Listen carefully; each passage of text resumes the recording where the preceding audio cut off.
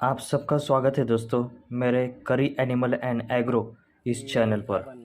आज हम बात करने वाले हैं दूध व्यवसाय के बारे में।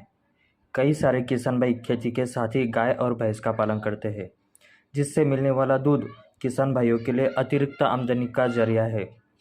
खेती करते करते उगने वाला अनाज में से ही बहुत सारा चारा गाय भैंसों के लिए उपलब्ध हो जाता है। कई सारे किसान भाई अलग से चारा उगाकर अपने यहाँ गाय भैंस का पालन करते हैं। गाय भैंसों के लिए उपलब्ध होने वाले गोबर से ही खेती में बहुत सारे काम हो जाते हैं, जिससे ज़मीन अधिक उत्पन्न देने में विकसित हो जाती है। कुछ वर्षों पहले खेती में रासायनिक फर्टिलाइज़र का ज़्यादा से ज़्यादा उपयोग बढ़ने के कारण खेतों में से गाय भैंसें बहुत कम हो गई, परंतु वक्त के साथ अब लोगों को गाय भैंस की उपयुक्तता और उसका महत्व समझने लगा है। कई सारे किसान भाइयों ने अब गाय भैंस का पालन और उसका दूध व्यावसायिक स्तर पर बेचना शुरू कर दिया है, जिससे यह उनका प्रमुख व्यवसाय बन गया है।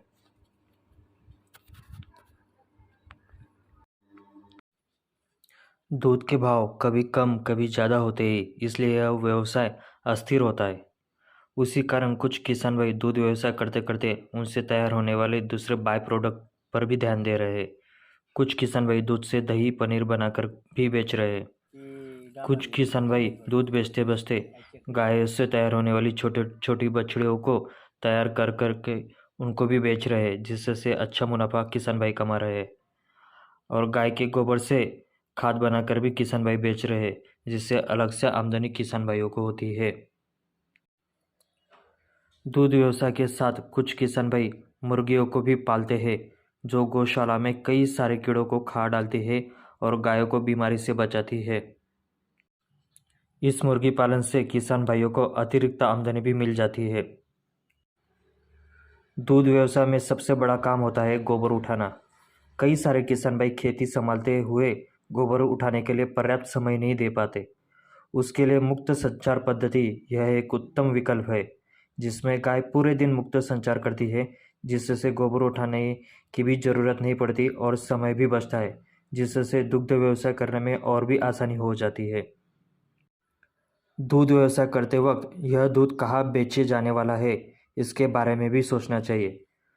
दूध यह जल्दी ही खराब होने वाली वस्तु है, इसलिए इसको बेचने के लिए पास में ही मार्केट होना ज़रूरी है। कई जगहों पर अब सरकारी दूध डेयरी होने के कारण अब किसान भाई को दूध देने में तकलीफ नहीं होती। यह व्यवसाय करते वक्त कई सारे किसान भाई के मन में यह सवाल आता है कि हम गाय को दूध बेचें या भैंस का दूध बेचें। मैं उनसे यह कहूँगा कि अगर वे गांव में रहते हैं तो गाय का दूध बेचें और शहर के पास रहते हैं तो भैंस का, क्योंकि शहरों में भैंस के दूध को ज़्यादा ग्राहक है, वही गांव में डेयरी पर ज़्यादा दूध गायों का जाता है।